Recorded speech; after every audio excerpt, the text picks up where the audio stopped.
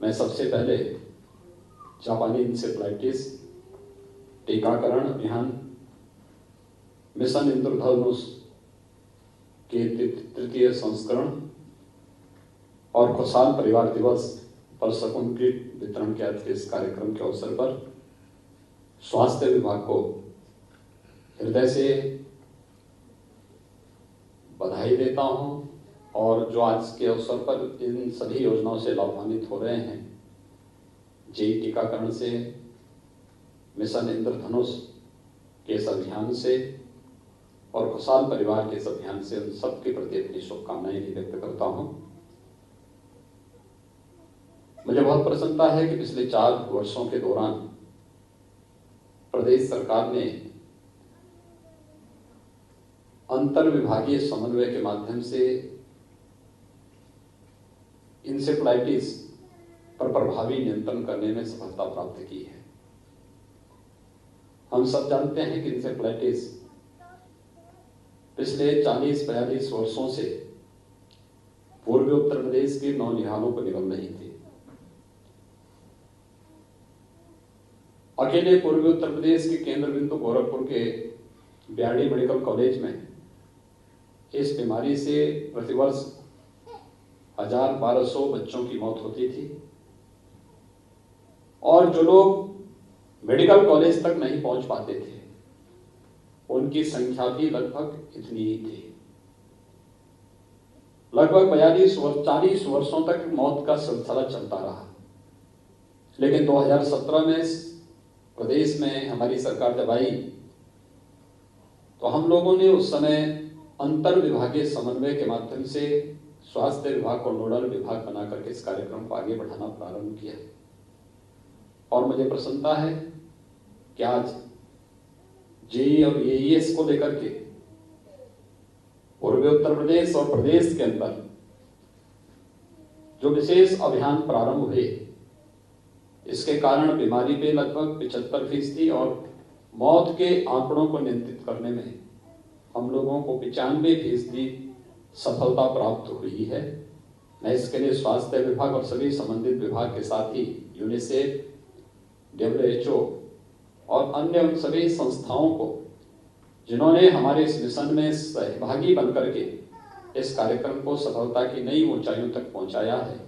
मैं इसके लिए सबके प्रति हृदय से धन्यवाद देते हुए उन सबका अभिनंदन करता हूं। ये सबसे उपयुक्त समय है जेई टीकाकरण का। मुझे याद है जब हम लोगों ने 2005 में पहली बार जेई टीकाकरण का कार्यक्रम प्रारंभ किया था, तो उस समय चुनौती हमारे सामने यही थी कि टीकाकरण कब होना चाहिए और उस समय भी हम लोग इस निष्कर्ष पर पहुंचे थे कि टीका को हमेशा एक्टिवेट होने में कुछ समय लगता है। तो स्वाभाविक रूप से जेई और एईएस के जो मामले पूर्वी उत्तर प्रदेश या प्रदेश के 38 जनपदों में देखने को मिले हैं, ये मध्य जुलाई से लेकर के नवंबर तक देखने को मिले हैं। तो मध्य जुलाई से नवंबर तक के इस कालखंड के लिए आवश्यक है कि हम फरवरी-मार्च में ही टीकाकरण के इस कार्यक्रम को संपन्न कर सकें। और मुझे प्रसन्नता है कि आज 21 फरवरी को स्वास्थ्य विभाग जेई टीकाकरण के इस अभियान को आज लगातार चौथे वर्ष भी आगे बढ़ा रहा है। ये कार्यक्रम केवल स्वास्थ्य विभाग तक सीमित ना हो, यूनिसेफ और WHO के प्रतिनिधि यहाँ पर हमारे साथ जुड़े हैं, अन्य तमाम संस्थाओं के जो प्रतिनिधिगण हैं वे भी हमारे साथ इस कार्यक्रम के साथ जुड़े हैं। भारत सरकार का सहयोग निरंतर हमें इसके लिए प्राप्त हो रहा है। अंतर विभागीय समन्वय हमारी इस पूरे अभियान की सफलता का मूल मंत्र है। हम सब जानते हैं कि इंसेफ्लाइटिस पे नियंत्रण होना तब संभव हुआ जब स्वच्छ भारत मिशन में आदरणीय प्रधानमंत्री जी के अनुकंपा से खुले में शौच से मुक्ति का एक बृहद अभियान चला। आज उसका परिणाम है स्वच्छ भारत मिशन और उसके साथ ही जल जीवन मिशन के अंतर्गत हर घर नल की योजना को भी सफलतापूर्वक आगे बढ़ाना। नगर क्षेत्र हो या ग्रामीण क्षेत्र, स्वच्छता के साथ साथ शुद्ध पेयजल की आपूर्ति बीमारी के 60% समस्या का समाधान करने में बहुत बड़ी भूमिका का निर्वहन करता है और हम सबको इसकी ताकत को महसूस करना होगा। सामान्य स्वच्छता के अभियान को भी नगर विकास और ग्राम्य विकास विभाग, पंचायती राज विभाग ने बहुत अच्छे ढंग से आगे बढ़ाया है। और यही नहीं, जन जागरूकता के कार्यक्रम में बेसिक शिक्षा परिषद ने, माध्यमिक शिक्षा परिषद ने, बाल विकास और महिला कल्याण विभाग ने, ये हर एक स्तर पर जो बृहद अभियान चले हैं, आज उसका परिणाम हम सबके सामने है। अंतर विभागीय समन्वय की इस ताकत को हम सबको समझना पड़ेगा और उसको उसी रूप में आगे बढ़ाते हुए हमें जापानी इंसेफ्लाइटिस और एक्यूट इंसेफ्लाइटिस सिंड्रोम को पूरी तरह प्रदेश से समाप्त करके दिखाना है कि हम लोग बिना किसी अतिरिक्त खर्चे के कन्वर्जेंस के माध्यम से बेहतरीन प्रदर्शन करके इस महामारी को पूरी तरह नियंत्रित करेंगे। और वह उत्तर प्रदेश सरकार ने स्वास्थ्य विभाग की टीम के साथ विभिन्न विभागों के अधिकारी और कर्मचारियों की मदद से करने में लगभग 95% तक इसमें सफलता प्राप्त की है। जो शेष 5% है, उस 5% के लक्ष्य को इस वर्ष हम पूरा कर सकें, इस दृष्टि से आज का यह अभियान यहाँ पे प्रारंभ हो रहा है। मैं इस अभियान के प्रति सबसे पहले अपनी शुभकामनाएं देता हूं और विभाग को इस सफलता के लिए हृदय से बधाई भी देता हूं। दूसरा कार्यक्रम आज यहाँ पर प्रारंभ हो रहा है मिशन इंद्रधनुष का 3य संस्करण के शुभारंभ का। तमाम प्रकार की ऐसी बीमारियां हैं जो समय पे गर्भवती महिला को या फिर नवजात शिशु को टीकाकरण के माध्यम से हम उन्हें बचा सकते हैं और उनके जीवन को सुरक्षित रख सकते हैं। लेकिन जागरूकता का अभाव या लापरवाही, ये कहीं ना कहीं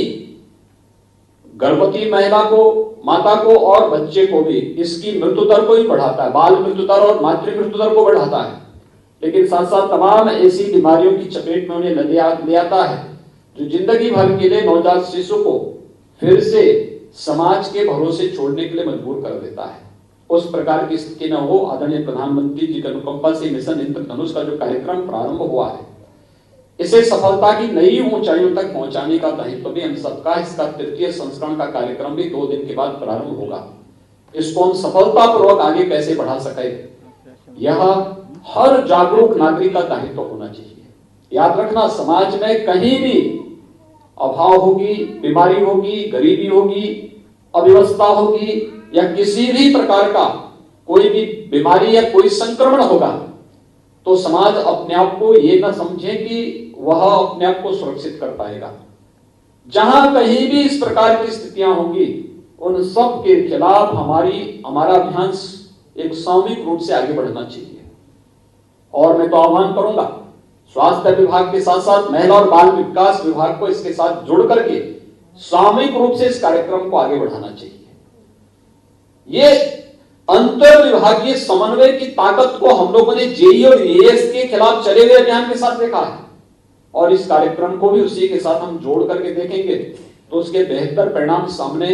आ सकते हैं। इस दिशा में यह एक प्रयास हमारा प्रारंभ होना चाहिए। तो तीसरा, तकनीक का उपयोग करके।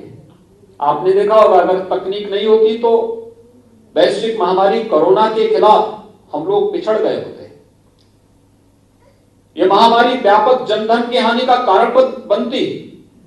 लेकिन हम लोगों ने चूंकि जापानी इंसेफ्लाइटिस और एक्यूट इंसेफ्लाइटिस सिंड्रोम के खिलाफ एक टीम वर्क का प्रदर्शन करते हुए इस पर प्रभावी नियंत्रण किया था, तो उसका परिणाम था कि हमने कोविड के खिलाफ भी उस टीम वर्क का प्रदर्शन किया। लॉकडाउन के तत्काल बाद हम लोगों ने टीम 11 का गठन किया। अलग अलग टीम को अलग अलग कार्य दिए गए और एक बेहतर समन्वय शासन स्तर पर यहां पर होता रहा, और अंततः उसका परिणाम क्या रहा कि हम लोग एक एक उस पर विजय प्राप्त करते गए और अंततः 24 करोड़ की आबादी के प्रदेश में हमने बेहतर प्रदर्शन करके देश और दुनिया के सामने साबित किया कि महत्वपूर्ण ये नहीं कि हमारी हेल्थ इंफ्रास्ट्रक्चर कैसा है, महत्वपूर्ण ये कि अगर हमारे पास सामूहिक रूप से कार्य करने की इच्छा शक्ति है और रोग ही नहीं बल्कि किसी भी प्रकार के संक्रमण पर प्रभावी नियंत्रण करने के लिए अगर हम सब मिलकर के एक साथ प्रयास करते हैं तो सामूहिक प्रयास की अपनी एक ताकत होती है, और ताकत कोविड-19 के खिलाफ चले हुए अभियान के साथ हम सब ने देखा है। तकनीक का उसमें बहुत बड़ा रोल था। आपने देखा होगा जब तमाम प्रकार के ऐप उस दौरान विकसित किए गए, और उसके माध्यम से समय पे सूचना देना। कोई व्यक्ति अगर किसी कोरोना पॉजिटिव के संपर्क में आया है तो वह जहां कहीं जाता था तो पहले से अलर्ट जारी होने लगता था। टेक्नोलॉजी की ताकत थी और उस टेक्नोलॉजी की ताकत को आज हम सबको महसूस करना पड़ेगा। आज ई कवच के नाम पर जो एक ऐप यहां पर आप जो लॉन्च किया जा रहा है, जो आगे बढ़ाया जा रहा है, यह इसी तकनीक के माध्यम से ऐसे बच्चों को चिन्हित करना और फिर उस अभियान के माध्यम से टीकाकरण के इस अभियान को प्रभावी ढंग से आगे बढ़ाने में मदद करेगी। चाहे वो जापानी इंसेफ्लाइटिस हो या फिर एक्यूट इंसेफ्लाइटिस के खिलाफ भी एक अभियान जो स्वच्छता और अन्य कार्यक्रमों के माध्यम से प्रारंभ होना है, हम तकनीक का बेहतर उपयोग करके इसे आगे बढ़ा सकते हैं। और मुझे लगता है कि इस समय आत्मनिर्भर स्वास्थ्य, प्रधानमंत्री आत्मनिर्भर स्वास्थ्य योजना के अंतर्गत भारत सरकार प्रत्येक क्षेत्र को स्वास्थ्य के क्षेत्र में आत्मनिर्भर बनाने के जिस बृहद कार्यक्रम को आगे बढ़ा रही है, हमारा प्रयास होना चाहिए कि तकनीक का उपयोग करते हुए उन एस्पिरेशनल डिस्ट्रिक्ट में या दूर दराज के जनपदों में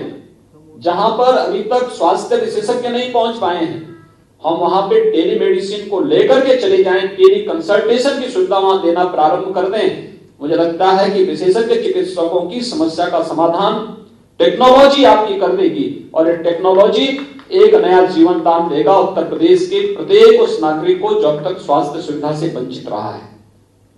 उस तक टेक्नोलॉजी उसके जीवन में एक नया परिवर्तन ला सकती है और ये टेक्नोलॉजी इस फील्ड में भी हमें आगे देने का प्रयास करना चाहिए। मुझे प्रसन्नता है कि आज नवंबर 2020 से 21 तारीख, प्रत्येक माह की 21 तारीख को खुशहाल परिवार के रूप में आगे बढ़ाने का कार्यक्रम प्रदेश सरकार के द्वारा प्रारंभ हुआ है। एक अभियान का हिस्सा है। हर एक व्यक्ति के बारे में जागरूकता, परिवार के बारे में, स्वस्थ परिवार के बारे में, खुशहाल परिवार के बारे में प्रारंभ करने का एक प्रयास है। और मुझे विश्वास है कि प्रदेश सरकार के द्वारा चलाई गई अलग अलग योजनाएं न केवल स्वास्थ्य के प्रति बल्कि एक स्वस्थ और खुशहाल परिवार के प्रति भी प्रत्येक नागरिक को जागरूक करके उसे आगे बढ़ाने का कार्य करेगा। एक बार फिर से इंसेफ्लाइटिस के खिलाफ, जापानी इंसेफ्लाइटिस के जेई टीकाकरण के इस अभियान को, मिशन इंद्रधनुष के तृतीय संस्करण को आगे बढ़ाने के साथ ही ई कवच और खुशहाल परिवार के इस पूरे अभियान के प्रति मैं विभाग को हृदय से अपनी शुभकामनाएं